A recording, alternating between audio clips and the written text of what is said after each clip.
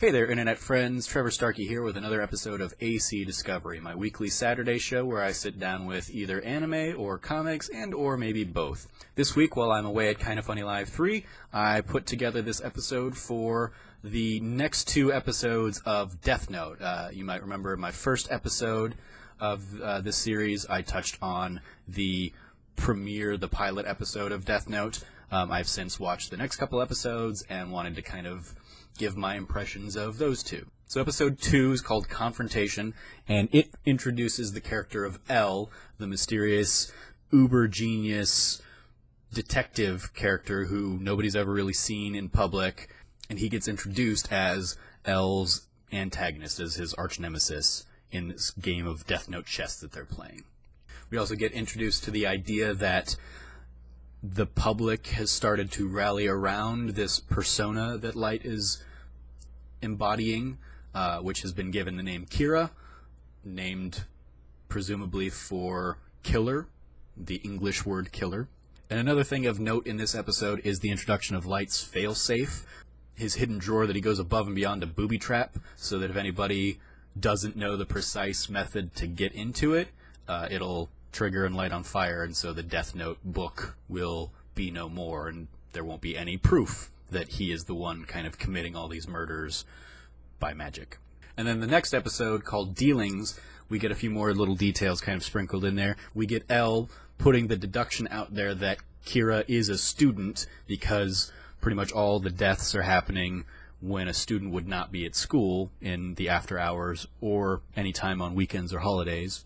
We get the revelation that Light's father is one of the officers working on the case, which further tied in what Christian originally kind of sold me this show on as like the link between Breaking Bad, where you had Walter White and Hank as kind of like the cat and mouse in that game. Here you have presumably Light and his father will end up coming to a head because of their opposite viewpoints on the matter. Then lastly, we have Ryuk introducing the idea of Shinigami eyes, which would allow Light to see both the name of everybody sitting above their heads as well as how much time they have left to live out their natural lives, much like that Nickelback video from the 2000s. And the cost of Light getting this Shinigami eye would be half of his remaining lifespan. So if he's only going to live another 2 years, he only gets 1 year to go to get this new special power and fulfill his master plan. Something I really loved about these episodes are how they set L up as a really formidable opponent. Light thinks he's a genius, and I think ultimately it will probably be his hubris that kind of leads to his downfall, just given kind of the archetypes of this kind of story. You have L immediately picking up on things, that it's probably a student. L traps Light into tipping his hand by using the guy who's already on death row to come out and pretend to be Light and announce himself to the world. And he says he's doing it to the world, but really he's only doing it to the Kanto region, and Light takes the bait, kills this guy. So L figures out, okay, yep, he lives nearby, and he has the power to do it from a distance. He doesn't have to be anywhere nearby. He doesn't have to have ever met the person. He can do it with some kind of special powers. Then you have L further deducing, based off of, as I said earlier, kind of the time of day of the killings. You have L deducing that this is probably a student.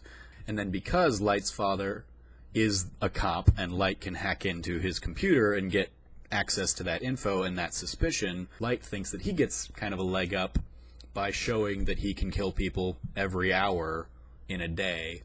But L, again, kind of proving that he is the Sherlock Holmes to Light's Moriarty, maybe, he correctly identifies that this is showing, A, that Light, or Kira, can kill and choose the time of death whenever he wants, and he deduces that he probably has inside info, either because he is affiliated with the police department, or he is a relation of somebody in the police department and can get access to the suspicions in the case files.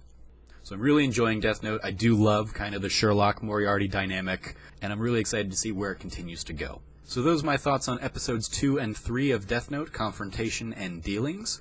If you're a fan of the series, let me know what you think in the comments below. Please, I guess, spare me any kind of spoilers, but let me know. I'm interested in having the conversation. As always, like, share, comment, subscribe, all that fun YouTube stuff. I've been your host, Trevor Starkey from TrevorTrove.com. You can follow me at SnarkyStarkey, and until next time, from here at the Trove, treasure your friends.